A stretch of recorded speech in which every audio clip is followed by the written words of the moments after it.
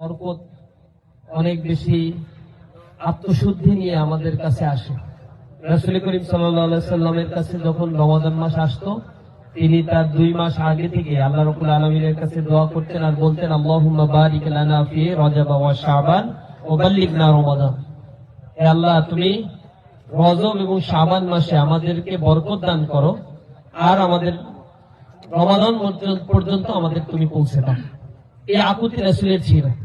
রমাদান মাসের এত বেশি বরকত, ফজিলত, কারণ এই সময় যদি কেউ পবিত্র মাহে রমাদানের রোজা ঠিক মতো রাখে, আল্লাহ রাসূল বলছেন, মান সামা রমাদানা ঈমানান ওয়া ইহতিসাবান গুফিরা লাহু মা তাকাদ্দামা মিন যামবি।